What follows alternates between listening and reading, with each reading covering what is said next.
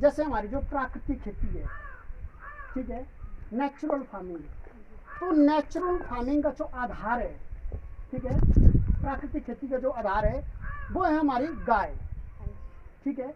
अब गाय कौन सी है, बात होती है गाय कौन सी है, तो हमारी जो गाय है वो है A2। कौन सी गाय है? A2।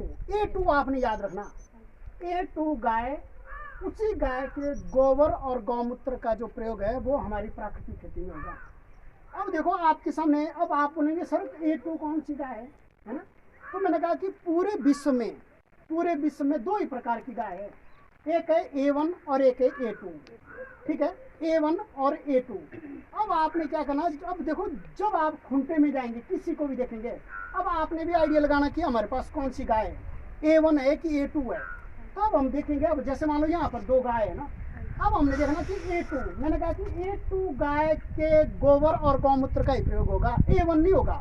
अब ये जो दो गाय है ना, इसमें देखना हमने कि A1 कौन सी है और A2 कौन सी है। अब आपने क्या करना है, जिस गाय का गोबर और गौमूत्र का हम प्रयोग करेंगे, ठीक है, वो होगी A2।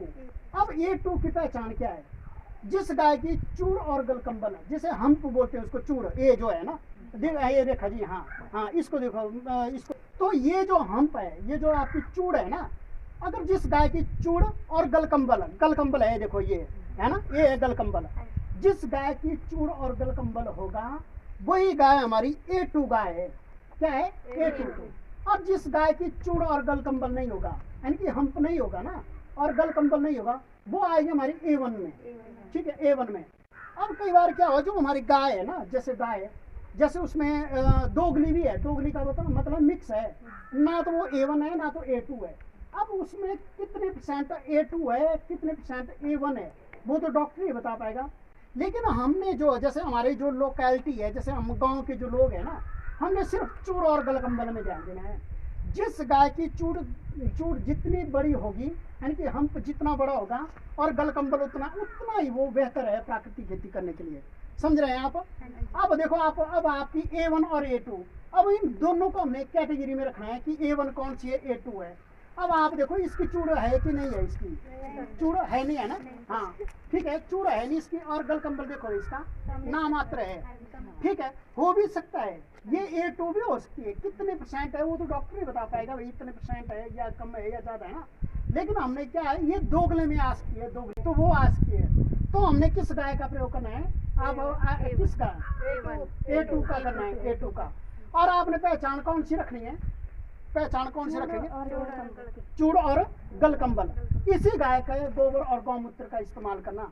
अब मान लो गाय तो है नहीं आपके खूंटे में, कौन सी गाय है, अब मान लो अगर जिसकी चूड़ गलकंबल थोड़ा सा छोटा होगा ना, उसका भी हम यूज कर सकते हैं, लेकिन जिसका नाम मात्र है ना, उसको हम करें तो करने। अब मान लो मैंने कहा कि जितनी बड़ी चूड़ और गलकंबल होगा उतना ही बेहतर होगा हमारे लिए, जो गोबर और गौमूत्र है। तो ये आपने ध्यान रखना है कि हमारे खूंटे में कौन सी गाय है, A1 है कि A2 है ना, किस गाय का हमने प्रयोग करना है, कैसे करना है। अब मान लो जैसे आप, एक और बात आती है कि गौमूत्र इकट्ठा करना है, ठीक है, कई किसानों की गौमूत्र हम कैसे करें, फर्श में करें, जैसे जो कृषि विभाग है वो क्या कहता है, जो फर्श है ना उसमें 8,000 रुपए की सब्सिडी भी देता है, उसमें 8,000 रुपए की सब्सिडी मिलती है ना, देती है ना। अब हमने देखना है कि गौमूत्र वैसे आसान है, जैसे आपने बताया कि गौमूत्र आपने कैसे इकट्ठा किया, ये बताओ आप थोड़ा सा आइडिया, ताकि किसानों का। सर जैसे जैसे हम सो के उठते हैं ना सुबह, वैसे ही हमें गाय के पास जाना पड़ता है, या तो फिर जब दूध निकालते गाय का फिर ले लेते हैं, या तो फिर जब वो सो के उठती है उस टाइम में ले लेते हैं। यानी कि डायरेक्ट जैसे उठेगी, जैसे गाय मान लो आप पानी देने जा रहे हैं या कहीं, तो जैसे उसने गौमूत्र, जैसे गौमूत्र करने लगे तो आप डायरेक्ट जग से ले लेते हैं उसको, हाँ वो बेस्ट है। अब ये खासियत है कि जो गाय है ना, उसकी एक खासियत होती है, वो कभी बैठ के गौमूत्र करती नहीं, इनके 100 में से एक होगी या 2 होगी, लेकिन मैक्सिमम जो गाय है वो क्या करती है, जैसे ही आप जाएंगे वो खड़े होके ही क्या करेंगे, मूत्र करेगी, गौमूत्र करेंगे, है ना। तो आपने क्या है, वो बेस्ट सबसे तरीका है। अच्छा आपने कितना गौमूत्र इकट्ठा किया है बताओ आप? मैंने सर 20 लीटर कर रखा है। 20 लीटर? अच्छा कितने दिनों में? मैंने 8 से 10 दिनों के करीब कर रखा है। 8 से 10 दिन? 20 लीटर बहुत होता है। अच्छा कितने दिनों में आपने? 8 से 10 दिनों में, वो भी एक ही टाइम में। एक टाइम हाँ जी, एक टाइम में। जैसे सुबह के टाइम या सुबह शाम? के टाइम में उन गाय की भी ऐसी बात होती है ना, उनकी भी टाइमिंग बन जाती है। हाँ फिर उनको पता हो जाता है ना कि आएंगे ये, हाँ तब उसी टाइम उठाना पड़ता है उनको, हाँ फिर लेना पड़ता है डायरेक्ट। हाँ, वेरी गुड। देखो ये ऐसा भी होता है हाँ जी, कि जो गाय है ना उसकी भी हैबिट बन जाती है भी, हाँ आदत बन जाती है कि आदत कब आएंगे कैसे, है ना। तो सबसे बेस्ट है। और प्राकृतिक खेती के लिए हमें प्योर चाहिए, जितना प्योर होगा। अगर मान लो फर्श में है ना हाँ जी, तो उतना ये नहीं होगा, उसमें क्वालिटी नहीं आएगी, है ना। हाँ जी। तो आपने क्या करना है, मैंने कहा कि प्योर है।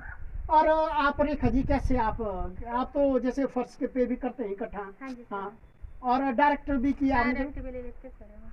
हाँ, जैसे सुबह जाते हैं ना घास डालने इनको, हम तब खड़ी होती जैसे एकदम तब कर लेते हैं, तब ले लेते हैं हम। अच्छा, कोई दिक्कत तो नहीं होती, परेशानी? नहीं कई किसान बोलते हैं भाई नहीं जी भाई परेशानी होती है, कुछ होता है कुछ ऐसा? नहीं सर। हाँ।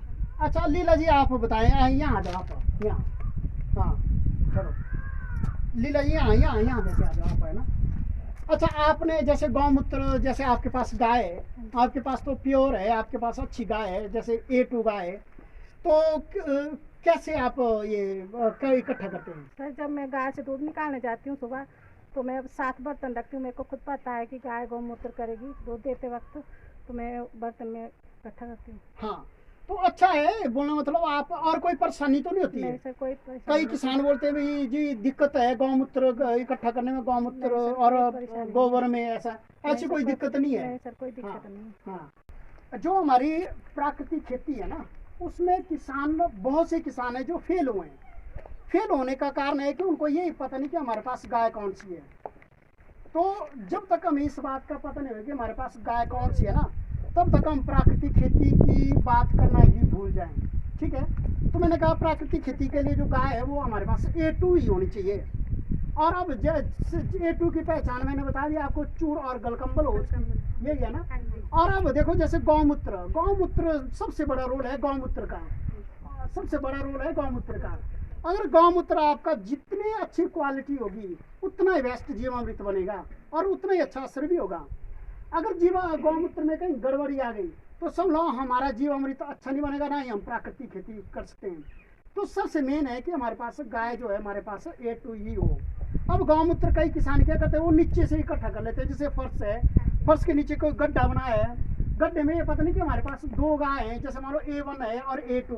अब दोनों का जो गौमूत्र वो मिक्स होकर वहाँ इकट्ठा भी हो सकता है, वो भी रीजन हो सकता है। कई बार किसान क्या करता है, पानी पिलाता है पशु को, पानी पिलाएंगे और कई बार बाल्टी गिर भी जाती है और वो पानी वहाँ इकट्ठा हो जाता है, कहीं ना कहीं मिलावट होती है।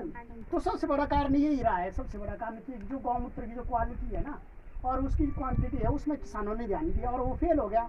ठीक है, लेकिन जो प्राकृतिक खेती वो पूरी तरह सक्सेस है, समझ गए आप? तो और कुछ पूछना चाहें आप? गौमूत्र भी पुराना होना चाहिए सर, हाँ, पुराना हो। हाँ, ये भी आपने सही बोला।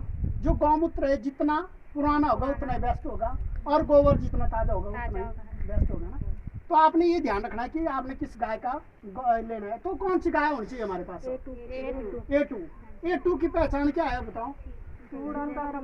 चूड़ और गलकंबल। जिस गाय की चूड़ और गलकंबल होगी वही हमारी A2 में आती है ना। हाँ, अब आप ध्यान रखिए कि हमारे पास कौन सी गाय A1 है या A2 है ना, वो आप पहचान कर सकते हैं ना।